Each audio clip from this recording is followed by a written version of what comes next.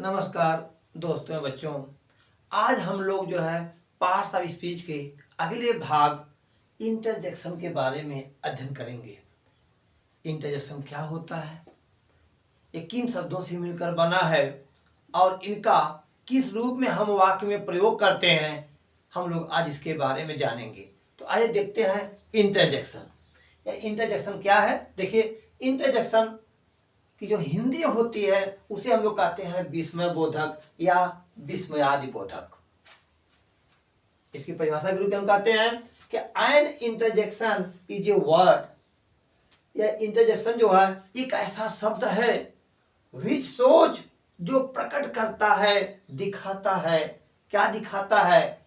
Certain feeling of heart, हमारे हृदय के भावों को जो प्रकट करता है, हमारे हृदय के जो उद्गार को प्रकट करता है, हमारी मनोदशा को जो प्रकट करता है, जो व्यक्त कर देता है, वही तो होता है इंटरजेक्शन। अर्थात जो शब्द हृदय के उद्गार या भाव को प्रकट करे उसे विस्मय बोधक शब्द कहते हैं, या विस्मयादि बोधक अभ्यय के नाम से भी इसको हम जानते हैं। कहते हैं जो ये इंटरजेक्शन शब्द है हमारे मनोदशा को व्यक्त करता है, भाव प्रकट करता है कि हमारे अंदर खुशी का भाव है या दुख का भाव है, घृणा का भाव है, द्वेष का भाव है, ग्लानि का भाव है। जो भी हमारी मनोदशा को व्यक्त करे वह शब्द जो है इंटरजेक्शन होता है। यह इंटरजेक्शन शब्द कहते हैं, इंटरजेक्शन शब्द लैटिन भाषा के इंटरजेक्शन शब्द लैटिन भाषा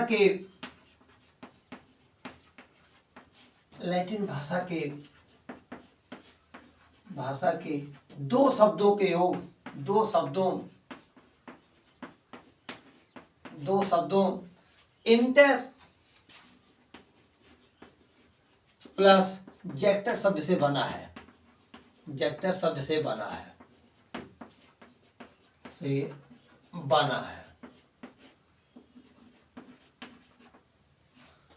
यह इंटरजेक्शन शब्द जो है लैटिन भाषा के इंटर प्लस जेक्टर शब्द से बना है, जिसमें जो इंटर का अर्थ होता है वह होता है मध्य में। जिसमें इंटर का अर्थ मध्य में तथा जो जेक्टर का अर्थ होता है वह होता है फेंका हुआ। अर्थात हम यह कह सकते हैं कि इंटरजेक्शन शब्द एक ऐसा शब्द है जो वाक्य में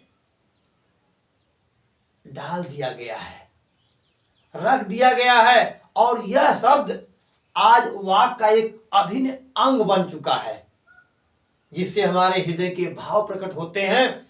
तो इंटरजेक्शन शब्द जो हमारे हृदय की मनोदशा को, चाहे वह खुशी का भाव हो अथवा दुख का भाव हो, प्रसन्नता का भाव हो, चाहे घृणा का भाव हो, ग्लानि का भाव हो, जो हमारी मनोदशा को, इन भावों को प्रकट कर देता है, वही हमारा क्या होता है? इंटरजेक्शन होता है।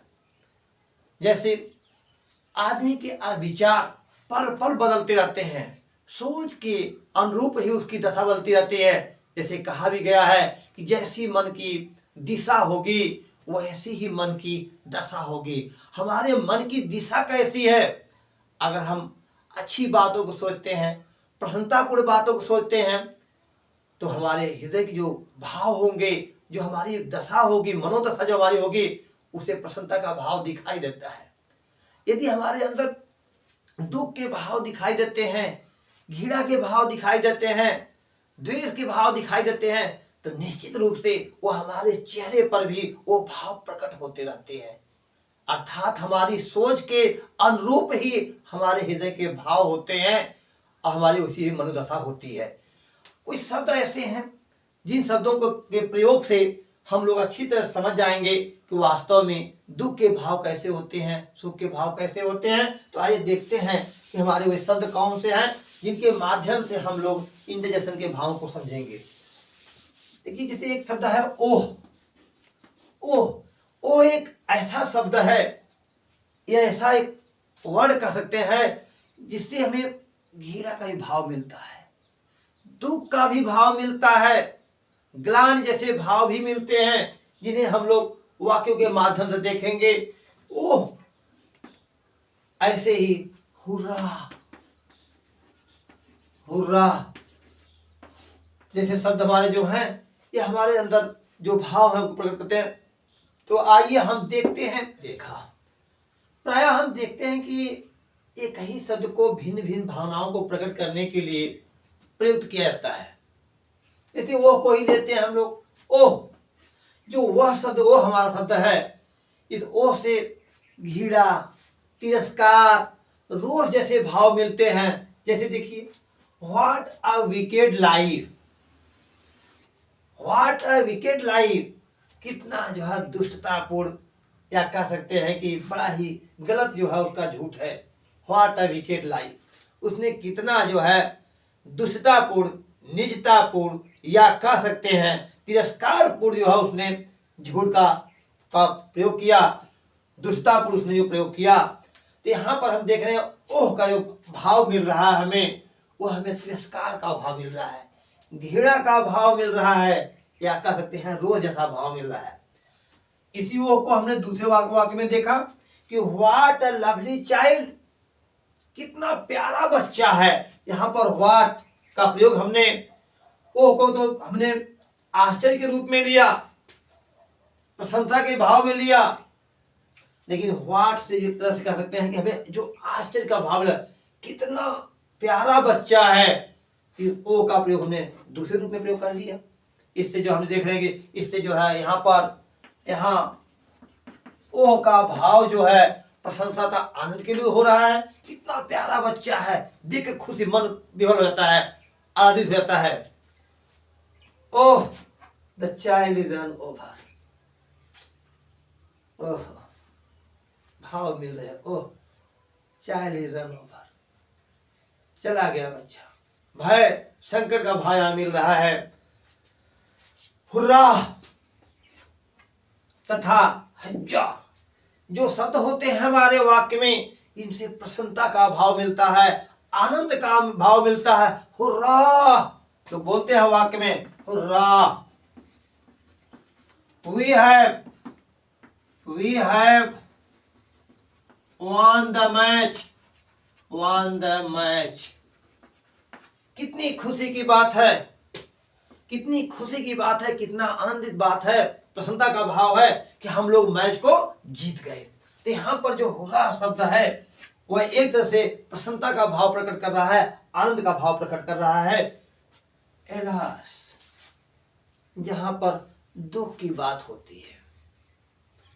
आह, ओह कहते हैं, ओह, आह, एलास, रास्ते से हम चल रहे हैं, अचानक हमारे पैर में कांटा चुभ गया, तो क्या हम वहां पर खुश होंगे?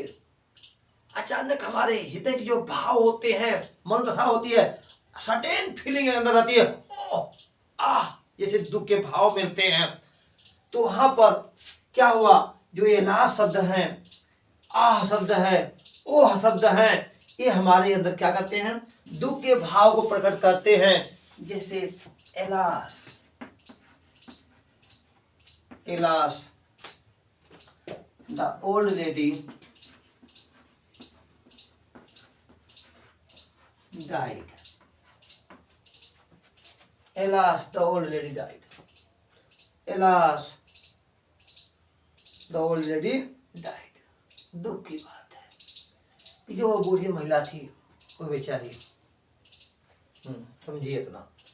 वैसे ही आह, ओह, ओह, जैसे जो दुख के भाव मिलते हैं, तो उसको हम आह या ओह से ही प्रकट कर लेते हैं। आह, तो कष्ट होता है, आह, ओह, जैसे भाव हम प्रकट करते हैं। व्हाट, आहा से सरप्राइज का आश्चर्य भाव मिलता है। जैसे कि हमने इस वाट का प्रयोग यहां भी देखा। हम कहते हैं व्हाट, शुरू से बोल दें what, what a beautiful girl she is, what a beautiful pen, कितनी सुंदर कलम है। हमें आश्चर्य हो रहा है, इतनी भी सुंदर कलम होती है। तो यहाँ पर जो व्हाट शब्द हमारा है, ये व्हाट शब्द है, इससे आश्चर्य का भाव मिलता है। व्हाट या हाउ। व्हाट या हाउ ये दो शब्द हमारे ऐसे होते हैं जिससे हमें आशय का भाव मिलता है। जब हम डायरेक्ट इनडायरेक्ट पढ़ते हैं और उसमें देखते हैं व्हाट या हाउ को वेरी या ग्रेट में बदलते हैं। तो आगे देखते हैं हम लोग। हेलो ओ से संबोधन का भाव मिलता है। जब एड्रेस करते हैं किसी को, जब एड्रेसिंग भावना आती है, एड्रेसिंग भावना जब हमारे अंदर आती है, संबोधन करने की बात आती है, तो हम लोग हेलो शब्द का प्रयोग करते हैं, हो शब्द का प्रयोग करते हैं। जैसे हेलो हाउ आर यू, सुनो भाई आप कैसे हैं। तो यहाँ पर हम लोग संबोधन का भाव कर रहे हैं। और जो यह हेलो शब्द होता है हमारा, इससे जो है हमेशा संबोधन का भाव मिलता है। ब्रेवो या वेल डन। ब्रेवो से शाबाशी की बात होती है। जब हम किसी की प्रशंसा करते हैं, शाबाशी देते हैं, शाबाश, यू वन द मैच, बहुत बहुत अच्छा, आप लोग तो मैच जीत गए। या bravo well done boys, you played well, बच्चों आप लोग बहुत अच्छा खेले, बहुत अच्छा खेला आप लोगों ने, शाबाश, कि आप लोगों ने पूरे मैच को जिता दिया। तो इस तरह से जो हम देख रहे हैं कि जो ब्रेवो शब्द हमारा है, वेल डन शब्द है, या जो हमारे हृदय को, उद्गार को प्रकट करने वाले शब्द हमारे चाहे वो व्हाट, हाउ, वेयर और sorry alas, what, hello, bravo जो शब्द है, इनसे जो है हमारे अंदर हृदय के उद्गार प्रकट होते हैं, भाव प्रकट होते हैं। कभी कभी जो हमारे जो गुड शब्द होता है, गुड, यह गुड शब्द भी प्रशंसा का भाव प्रकट करता है। कभी कभी बच्चे जब अच्छा कार्य करते हैं, होमवर्क पूरा कंप्लीट करके दिखाते हैं, तो हम कहते हैं गुड, गुड बॉय, बहुत अच्छा, बहुत अच्छा, बहुत अच्छा। तो यहाँ पर जो गुड शब्द हमारा है, यह भी हमारे इंटरजेक्शन के अंतर्गत भी रखे जा सकते हैं। इनसे भी हम अपना भाव को हम प्रकट कर लेते हैं। इंटरजेक्शन की एक खास बात होती है, इंटरजेक्शन जो हमारे वाक्य होते हैं, उनके अंत में यह संबोधन का चिन्ह, जिनको हम लोग कहते हैं मार्क ऑफ एक्सक्लेमेशन की जो बात होती है, इस चिन्ह को हम लोग अंत में जरूर लगाते हैं। यह भी इस वाक्य की एक खासियत होती है। और इतना ही नहीं, इंटरजेक्शन तो वह शब्द होता है जो हमारे अंदर कभी खुशी का भाव, कभी गम का भाव प्रकट करता, भाव को प्रकट करता रहता है। वो शब्द हमेशा में दिखाते रहते हैं। यदि उदाहरण से मैं एक कहानी बता रहा हूँ आप लोगों को, कहानी सुने और समझें कि हमारे अंदर भाव कैसे प्रकट होते हैं, कभी खुशी कैसे, भाव कैसे आते हैं। जैसे कि एक आदमी रास्ते से जा रहा था, धीरे धीरे हल्की हल्की बारिश हो रही थी, और जब बारिश हो रही थी, एक गाय, हमें लगता है कि वो कई 4-6-10 दिन की मरी हुई रही थी, वैसे ही पड़ी हुई थी, और जस्ट बगल से रास्ता जाता था। एक ही रास्ता था, लोगों को जाने की मजबूरी होती थी, जाए तो किधर से जाए लोग, तो उसी रास्ते से लोग जाते थे। वो आदमी अपने हाथ में टिफिन लिए हुए एक साइकिल को चलाते हुए वो जा रहा था। जैसे ही वह गाय जहाँ पर मरी हुई थी वहाँ पहुँचा, उसकी साइकिल डिसबैलेंस हो गई और वह गिरा बेचारा। कहाँ गिरा? ठीक उसी गाय के ऊपर गिर गया। और जैसे ही वह गाय के ऊपर गिरा, क्योंकि गाय कई दिनों की मरी हुई थी, अब जैसे गिरा वो पूरा का पूरा शरीर उसका उसी में चला गया। इसमें बड़े बड़े ढोले थे, अब पूरा ढोला उसके शरीर के ऊपर हो गया। उसकी टिफिन खुल गई, टिफिन खुल गई तो खाने में सब पहुंच गए बेचारे। वो सब किलोने जो थे, आदमी करता अपना, फिर किसी तरह से वह वहाँ निकलता है, अपना वो करता है।